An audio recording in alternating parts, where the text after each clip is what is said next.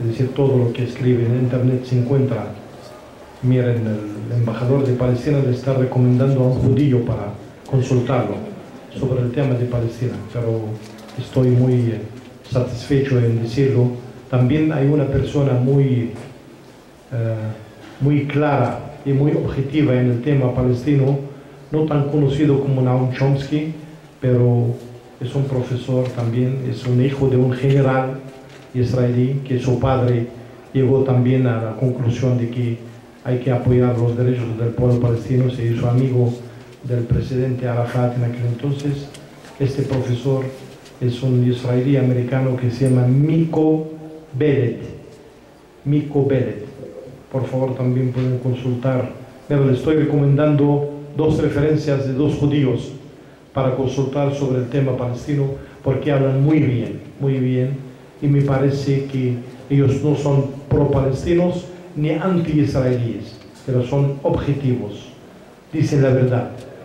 Esa es una primera cuestión. La segunda cuestión que citó la profesora muy agradecida es esta frase de una tierra sin pueblo para un pueblo sin tierra. A decir la verdad, los que inventaron esta frase son los sionistas, los primeros sionistas, especialmente en el 1895, cuando en Basel, en Suiza, se fue el primero, es decir, se reunió el primer congreso sionista con Theodor Herzl, y ellos dijeron que quieren crear un lugar nacional, o quieren tener un lugar nacional en Palestina, porque es tierra sin pueblo para un pueblo sin tierra. Es decir, tierra sin pueblo, que es Palestina, que es sin el pueblo palestino, aunque él estaba diciendo que estamos presentes en Palestina desde el inicio de la historia. Jericó tiene 10.000 años como una ciudad palestina. Los primeros habitantes de Palestina son la mezcla entre cananeos y filisteos. Y los hebreos estuvieron presentes en una época, pero como invasores, pero nunca han sido los, es decir, auténticos o los primeros habitantes del país. Los primeros habitantes del país fueron los palestinos, los cananeos y los filisteos. Pero ellos tergiversan mucho la historia, como tergiversan, es decir, muchas cosas. Aunque un dato muy importante, se recuerda la historia que por el 1630, por esta fecha, en Gran Bretaña, cuando con Oliver Cromwell, él es quien creó la ideología sionista como un proyecto colonialista en la zona del Oriente Medio. Él quería implantar desde aquel entonces, es decir, una gente que no se parece a los árabes. Es uno de los proyectos colonialistas de Gran Bretaña. Yo diría que Gran Bretaña es el origen de todos los males en este planeta. Bueno, ahora el pueblo británico es muy solidario con la causa palestina. El señor Cromwell invitó a los jefes judíos de la comunidad judía en Gran Bretaña en aquel entonces, por el siglo XVII, y les dijo: yo tengo una ideología sionista para ustedes, para más tarde en el futuro crear un Estado judío. Fíjense que ninguno de los jefes judíos aceptó la ideología sionista, ninguno quiso militar en esa ideología. Y los primeros sionistas que crearon la ideología que presentó el señor Cromwell eran británicos. Por eso yo dije en mi conferencia que la creación del Estado de Israel en Palestina es un proyecto colonial, exactamente un proyecto colonial, como la colonización de los británicos e ingleses de otras partes del mundo, como la colonización inglesa y española en el continente americano. Es un proyecto colonial. Gracias.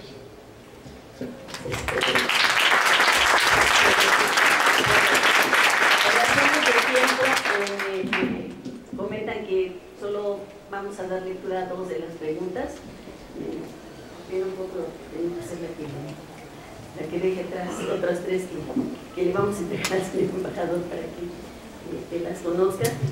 Vamos a leer dos. La primera, ¿cuál es el futuro del grupo Hamás en Palestina? Y la otra, ¿cómo explicar la ocupación a la que se refiere en el marco de la dignidad palestina? ¿Por qué pactar su dignidad? Con todo respeto. ¿Ya? ¿Esas dos? Esas dos. ¿Están de acuerdo? ¿Estas dos nada más? Bueno. Bueno, yo de mi parte yo mandé el chofer para llevar a mi hija de la escuela. Es decir, puedo estar más tiempo con usted, pero no tengo problemas. Bueno, muchas gracias, profesora. Bueno, miren que yo le estaba contando que nosotros los palestinos hemos tenido la revolución más larga en el siglo XX, más importante, donde fueron esperados, es decir, muchas revoluciones en los 5 continentes, es decir, especialmente, como decía el difunto comandante Yasser Arafat, la solidaridad entre los movimientos de liberación nacional en Asia, África y en América Latina. Que los que están gobernando en América Latina, a diferencia de 2 países, son los hijos de esos movimientos de liberación nacional, del cual hablaba el presidente Arafat.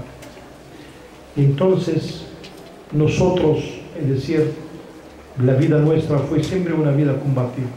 Nosotros siempre hemos sido un pueblo combativo, un pueblo heroico, que tenemos miles de mártires, miles de heridos, miles de huérfanos, miles de mujeres viudas por, es decir, resultado de los combates.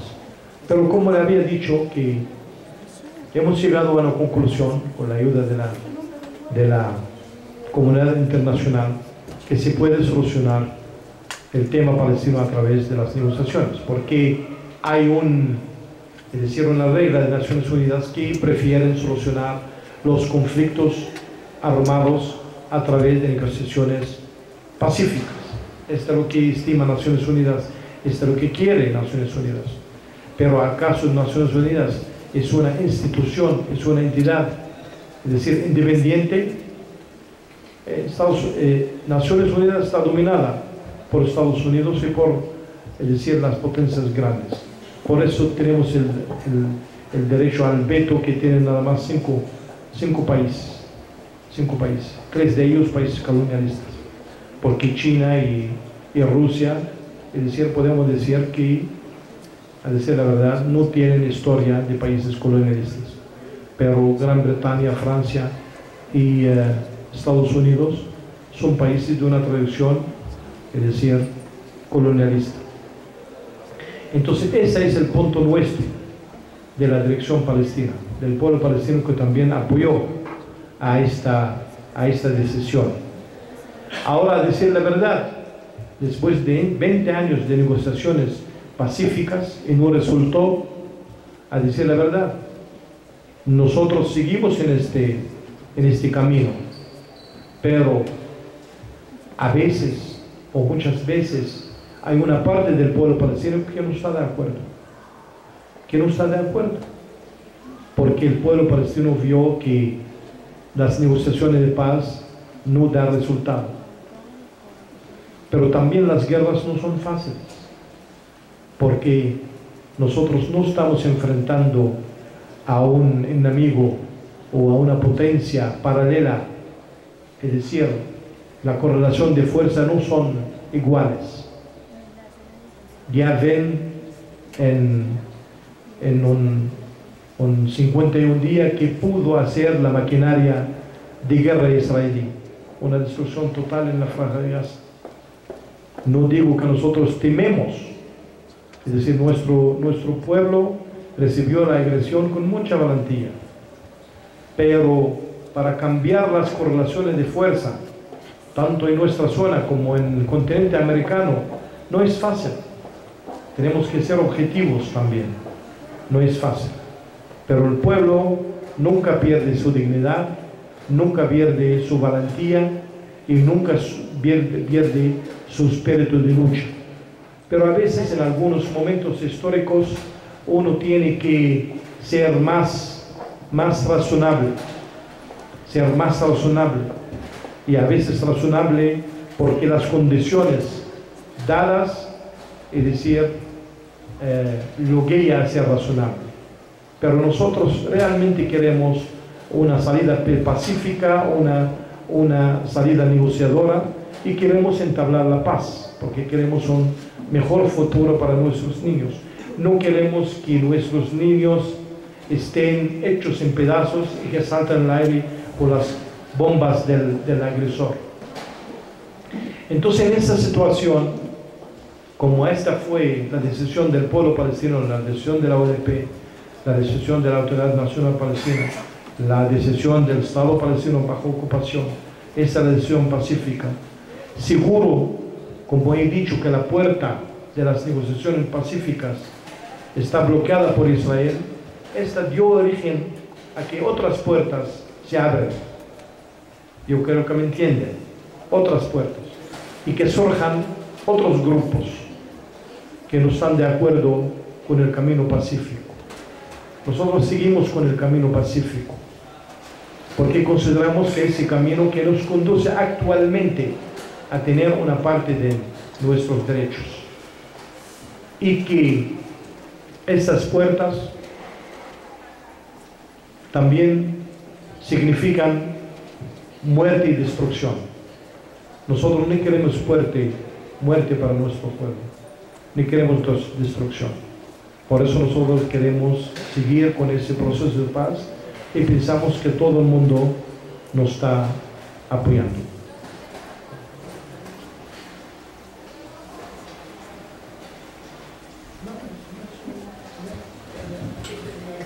Bueno, están dos, tres preguntas aquí que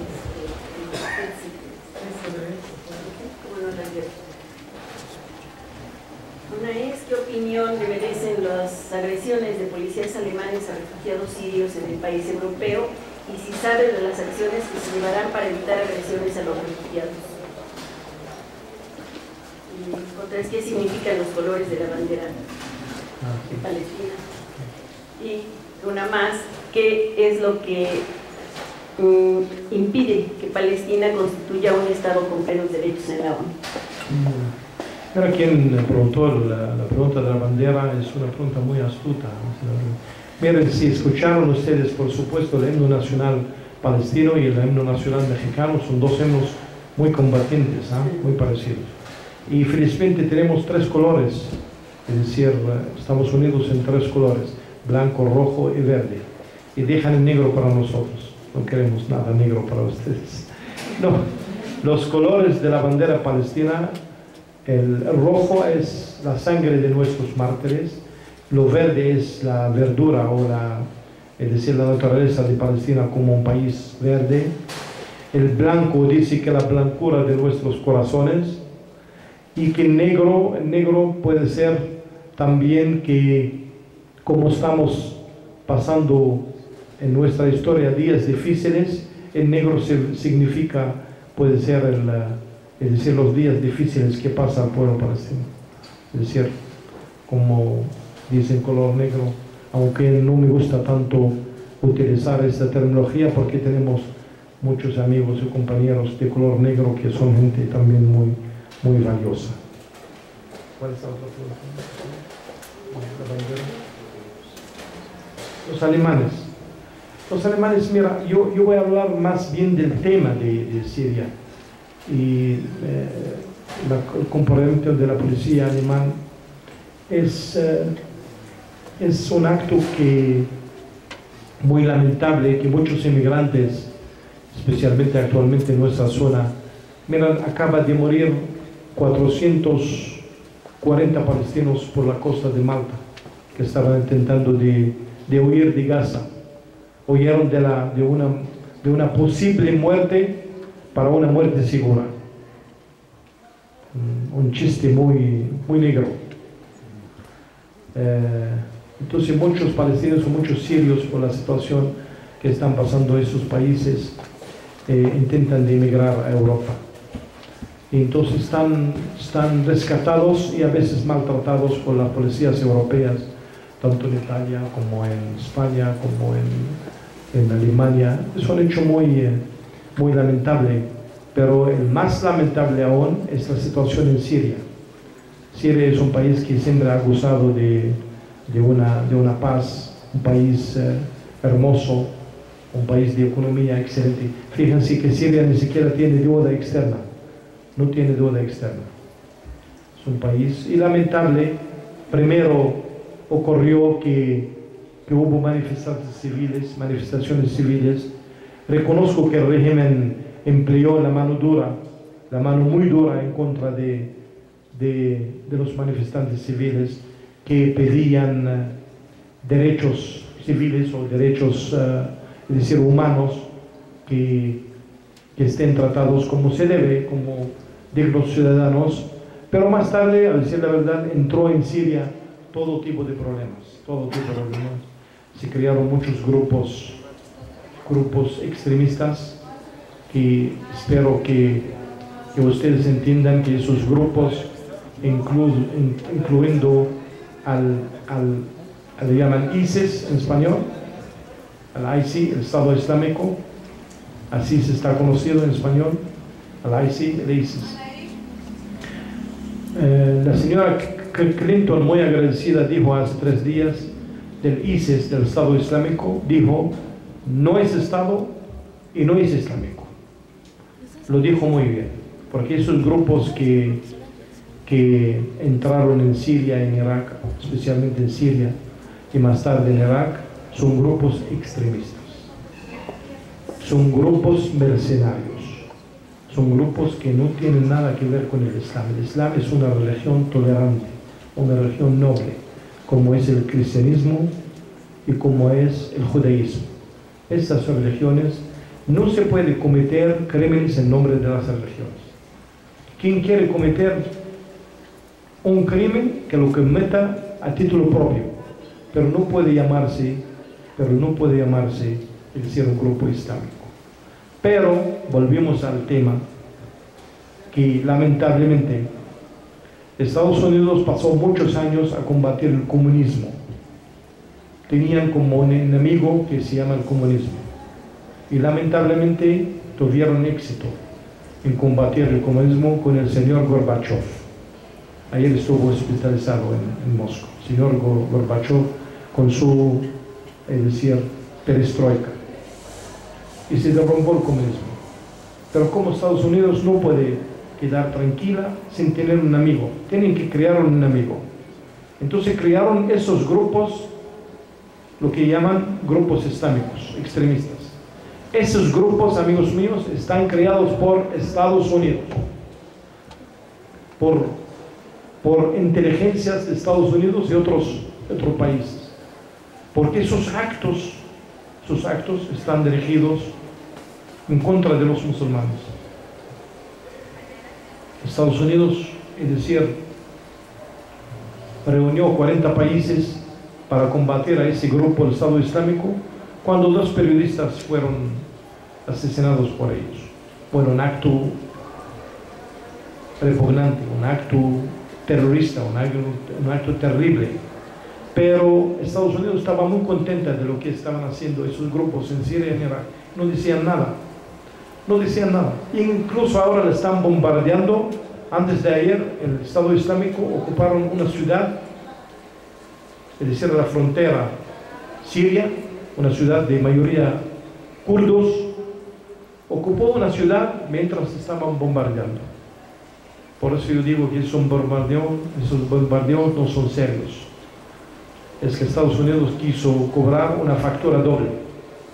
Cobró la factura en el bolsillo de los países del Golfo, los países que tienen mucho dinero, metió una factura entera en sus bolsillos y cobró otra factura por vender armas, porque para ellos es muy rentable tener guerras, porque están experimentando nuevos armamentos. En Israel, en la guerra en contra de Gaza, Israel experimentó un nuevo armamento, un armamento americano, Estados Unidos. ¿Y qué hace ese armamento? No mata a la persona. Tú arrojas una bomba y no mata a una persona, sino le corta las extremidades. ¿Se imaginan? La persona se queda sin extremidades. no lo matan, pero se queda sin, ataca a las extremidades. Imagínense un niño o un joven que le falta 2 piernas y 2 brazos. No lo matan, para hacerle más daño, para hacerle más sufrimientos. Entonces Estados Unidos, las potencias grandes, crean un enemigo y después van a combatirlo. Y esto es lo que está haciendo, se está pasando en Siria y en Irak. Irak era un estado magnífico. Es cierto que tenía un dictador. Yo digo que Saddam Hussein era dictador. Pero ¿quién tiene derecho? ¿A quién dio derecho a Estados Unidos para ir al fin del mundo, para derribar a un dictador? No es asunto suyo.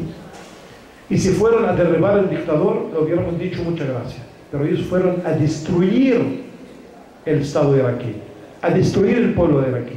Más de 1,5 millones de iraquíes que fueron victimados en la intervención de Estados Unidos.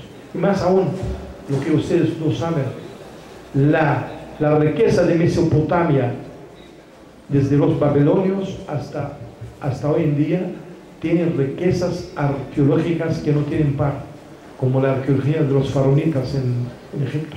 Fueron robados, saqueados por israelíes y americanos.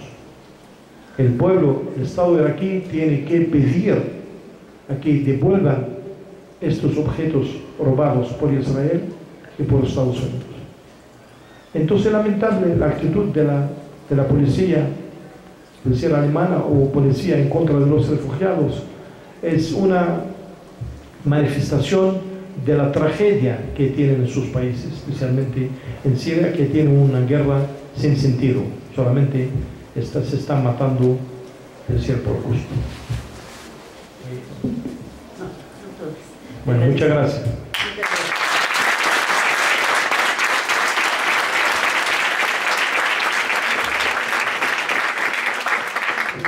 Vamos a hacer entrega al embajador de un reconocimiento por parte de la Universidad Autónoma Metropolitana por su conferencia magistral, La Franja de Gaza, el origen del conflicto, y de unos obsequios que en este momento trae el licenciado Javier Huerta.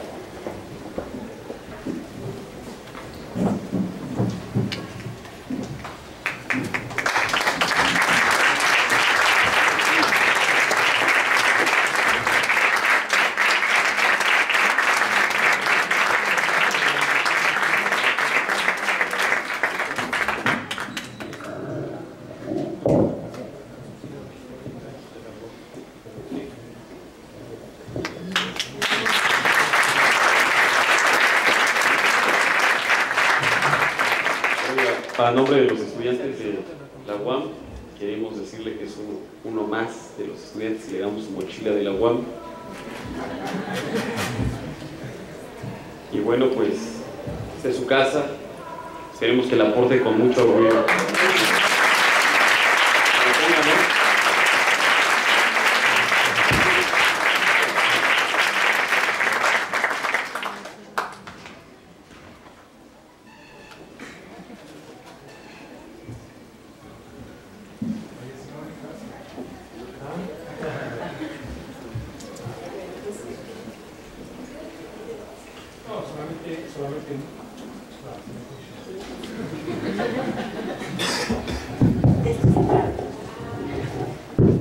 No, muchas gracias por estos obsequios y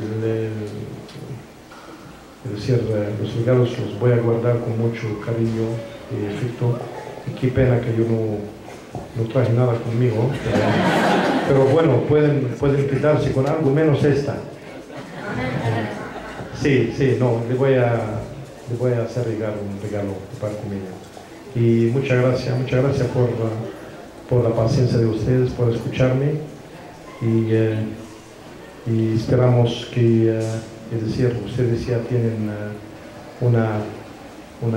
mejor conocimiento sobre el tema palestino, que es un tema también hace falta horas para hablarlo, pero yo siempre digo, no es difícil hacer llegar el tema palestino a los estudiantes o a los profesores o al pueblo mexicano. Como nosotros tenemos el mismo sentimiento, tenemos la misma historia, no es no es difícil, me siento que es muy fácil. Me sentiría, es decir, en una situación muy embarazosa si estoy dando una conferencia en Canadá, porque allá sí la gente entiende el tema a su manera. Aunque Canadá es un país de derechos humanos, pero no se entiende a veces la posición de algunos países. Entonces, muchas gracias a todos ustedes y a todos que participaron en la Semana de Solidaridad con Palestina, y les deseo mucho éxito en sus estudios. Gracias.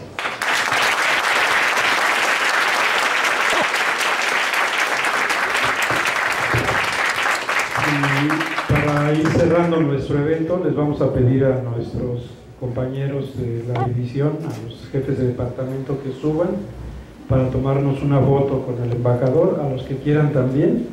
Después de la fotografía vamos a pasar a un brindis acá afuera. Ya tenemos ahí los bocadillos, y los que quieran, va a ser, si el embajador nos lo permite, podemos hacer un recorrido por la exposición fotográfica, ¿sí? Entonces, que suban por favor los compañeros que quieran tomarse la foto con el embajador acá arriba.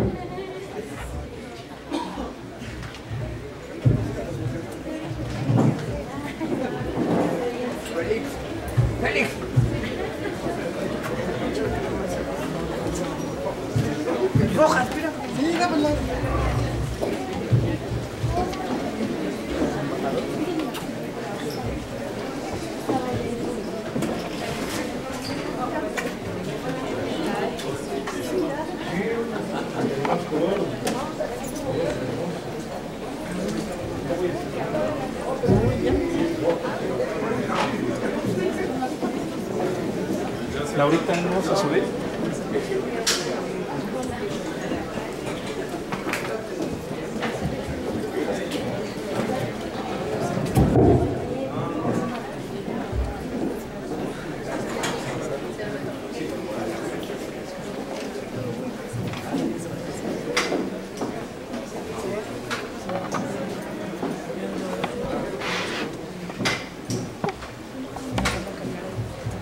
Compañeras.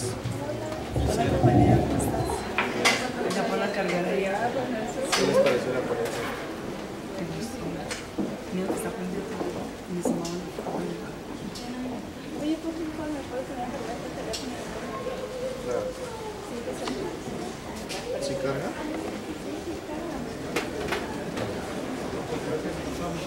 Pero ¿qué crees? Que no Mucha gente. va a poder entrar. Tiene que desconectar algo.